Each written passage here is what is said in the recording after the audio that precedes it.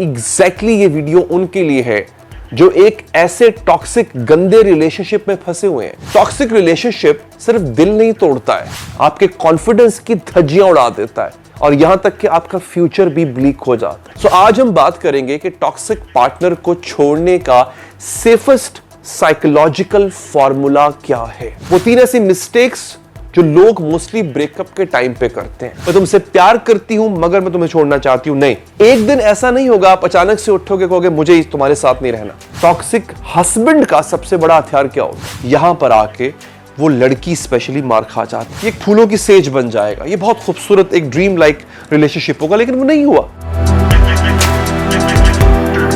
Hello everyone, my name is Ali Haider और आपका शुक्रगुजार हूं कि आपने ये वीडियो देखने के लिए वक्त निकाला। टॉक्सिक रिलेशनशिप में आप फंसे हुए हैं, निकलने का तरीका नहीं मिल रहा, और अगर कोई तरीका है भी सही तो आपको लगता है कि जब मैं इस टॉक्सिक रिलेशनशिप से बाहर निकला मेरा सब कुछ बर्बाद हो जाएगा, मेरा सब कुछ तबाह हो जाएगा। एग्जैक्टली ये वीडियो उनके लिए है जो एक ऐसे टॉक्सिक गंदे रिलेशनशिप में फंसे हुए हैं मगर उनको बाहर भी निकलना है, और बाहर निकलने का सेफ पैसेज उनको चाहिए। वो चाहते हैं कि खामोशी से, बगैर शोर किए, बगैर कुछ बैंग किए, बगैर कुछ धमाका किए वो इस टॉक्सिसिटी से बाहर निकल आए। तो आज आपको कुछ ऐसे साइकोलॉजिस्ट के ट्रिक्स और सीक्रेट टिप्स आपको बताने जा रहा हूं जिससे आप इस ऐसे रिलेशनशिप से बाहर निकल आएंगे जहां पे आप ये नहीं कह सकते कि बस अब मैं नहीं कर सकता या अब मैं नहीं कर सकती, क्योंकि आपको लगता है द मोमेंट व्हेन यू से इट आप किसी मुसीबत में फंस जाएंगे। दोस्तों, टॉक्सिक रिलेशनशिप सिर्फ दिल नहीं तोड़ता है, वो बार बार आपको पेन नहीं देता बल्कि ये आपकी मेंटल हेल्थ को तबाह कर देता है, आपके कॉन्फिडेंस की धज्जियां उड़ा देता है और यहां तक कि आपका फ्यूचर भी ब्लीक हो जाता है, ना होने के बराबर। उसकी वजह यह है कि जब आप अपनी राइट मेंटल स्टेट में नहीं हैं, आप सही डिसीजंस नहीं ले पा रहे, तो क्या गारंटी है कि आपका फ्यूचर सही रहेगा?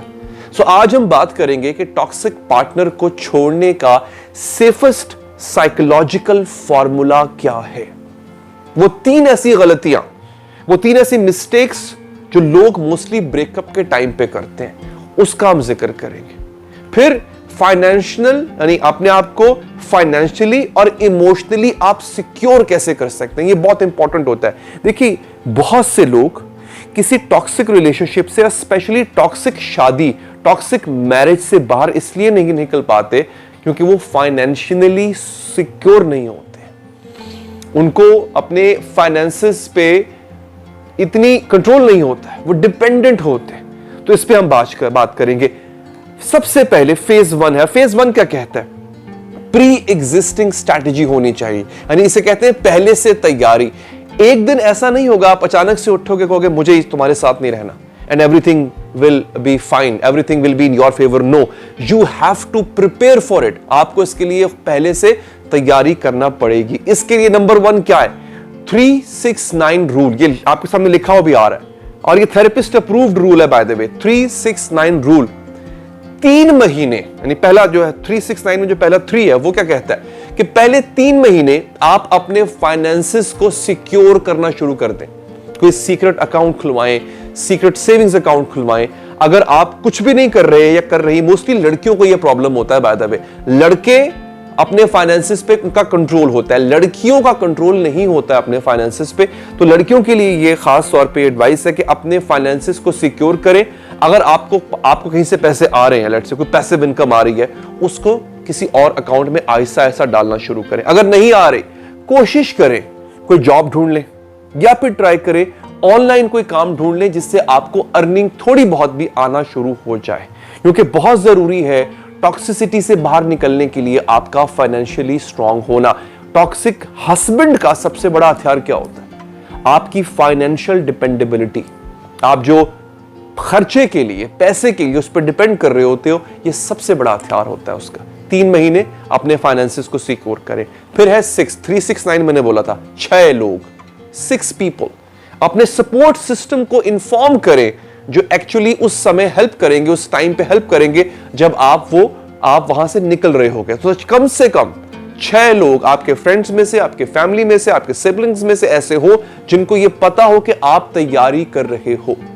फिर डॉक्यूमेंट्स, और इनकी जो डिटेल बताई गई, कहा गया कि एटलीस्ट 9 डॉक्यूमेंट्स आपके पास होने चाहिए। पासपोर्ट, आईडी कार्ड्स, आपके प्रॉपर्टी पेपर्स, इनको आप छुपा के रखें। सबसे पहले get hold on to your ID card.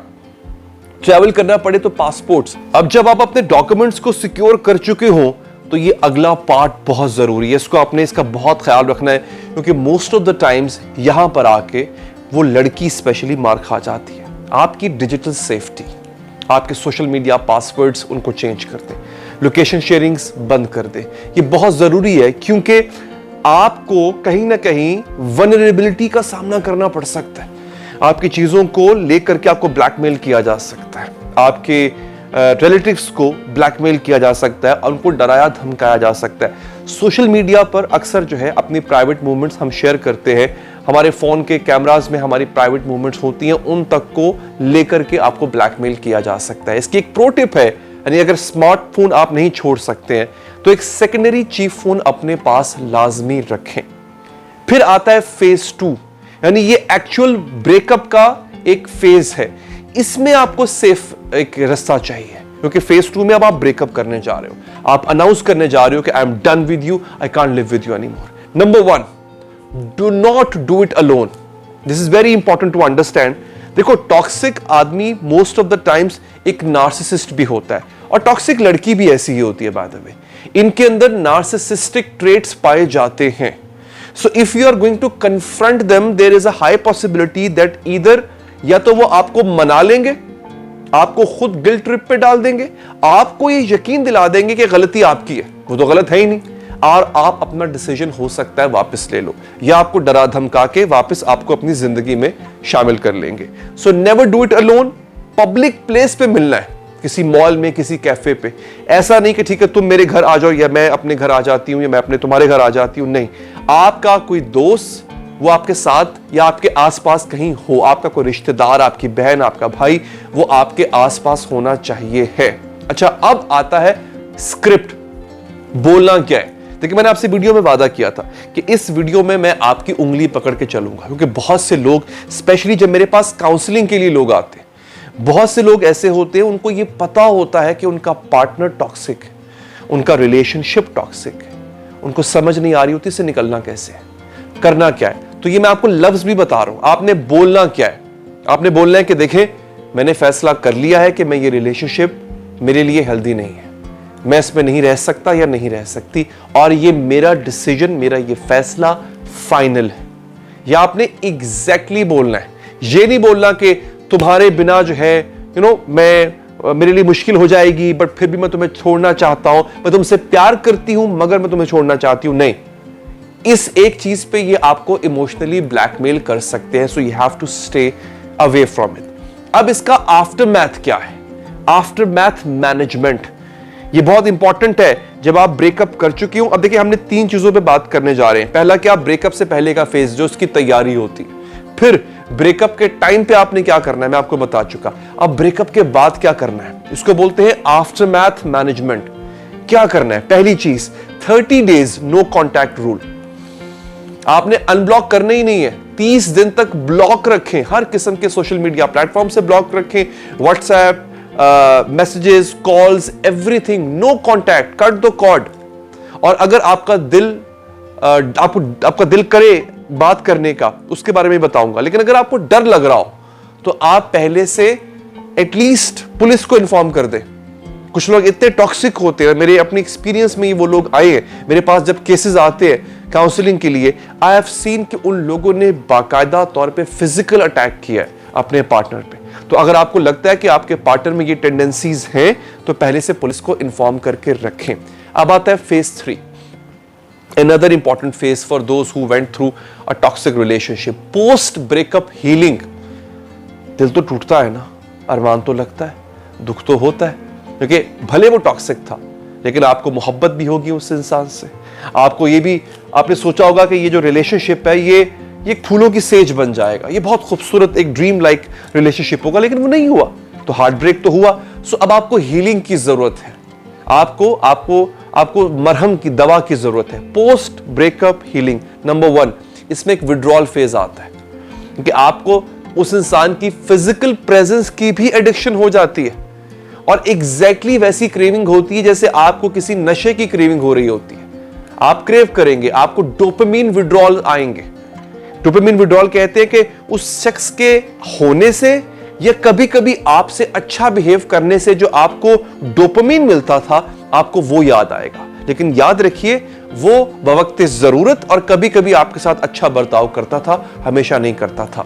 21 दिन तक इंटेंस क्रेविंग होगी, ये नॉर्मल है, बायोलॉजिकली भी ऐसा होता है। For 21 days you will crave for that toxic partner और that toxic environment in which you were there before. तो 21 दिन तक आपने घबराना नहीं है, ऐसा होगा। अब आता है अगला इंपॉर्टेंट फेज, बहुत इंपॉर्टेंट है ये, रिबिल्डिंग योरसेल्फ। आपको खुद को रिबिल्ड करना है, खुद को वापस लेकर आना है। ये इसलिए इंपॉर्टेंट होता है कि अगर आप उसी तरह वल्नरेबल स्टेट में रहोगे, आप अपने आप को ग्रो नहीं करोगे, तो आप अगली जिंदगी के लिए तैयार नहीं होगे। तो डेली 5 मिनट का आपने एक विनिंग जर्नल लिखना, ये बहुत इंपॉर्टेंट है। विनिंग जर्नल क्या होता है? जर्नल कहते हैं एक लॉग की तरह, यूं कह लें कि एक डायरी लिखना। विनिंग, जीत का जर्नल। हर रोज एक छोटी सी अचीवमेंट लिखें कि आपने क्या अचीव किया, आपने किस चीज को ओवरकम किया। लेट्स से आप एंजाइटी को ओवरकम कर लेते हैं, आप वो जो क्रेविंग हो रही है आपको अपने उस टॉक्सिक पार्टनर की, उसको ओवरकम करते हैं। पहले से कमी आती है तो आप क्या करेंगे, उसको लिखेंगे, उस अचीवमेंट को नोट करें, क्योंकि वो आपको हेल्प करेगी याद रखने में कि आप आहिस्ता आहिस्ता प्रोग्रेस कर रहे हैं। अपनी वो पुरानी हॉबीज जो आपने उस टॉक्सिक पार्टनर की वजह से छोड़ दी थी, उनको दोबारा शुरू करें। अपने उन दोस्तों में दोबारा बैठना शुरू करें जो उस इंसान ने आपसे छुड़वा दिए थे। और अब आता है एक सख्त सच, कड़वा सच कह लें। दोस्तों, टॉक्सिक लोग जो हैं वो आपको फिर से अपने जाल में फंसाने की कोशिश करेंगे, याद रखिएगा। वो आपसे दोबारा कांटेक्ट करेंगे, मैं बदल गया हूं ये कहकर आपके पास वापस आएंगे। मैं अब पछता रहा हूं जो मैंने किया, ये कहकर आपके पास वापस आएंगे। एक बात याद रखिएगा, शेर कभी भी वेजिटेरियन नहीं हो सकता। तो जिसके मुंह को आपका खून लग गया है, वो आपका खून चूसता रहेगा। सो अगर आप इस सिचुएशन में हैं तो आप मेरे नेक्स्ट वीडियो का इंतजार भी करें, जिसमें बात करूंगा कि टॉक्सिक लोगों को कैसे ब्लॉक कर सकते हैं आप, स्पेशली जब आपकी उनके साथ एक इमोशनल अटैचमेंट हो। और अगर आपको लगता है कि आप भी किसी ऐसे मसले में फंसे हुए हैं और आपको हेल्प चाहिए, तो मेरा नाम अली हैदर है और मैं एक रिलेशनशिप काउंसलर हूं। आप मुझसे भी राब्ता कर सकते हैं, मेरी टीम से भी राब्ता कर सकते हैं। उसका लिंक नीचे डिस्क्रिप्शन में मौजूद है। अपना ख्याल रखिए, टेक केयर, बाय बाय।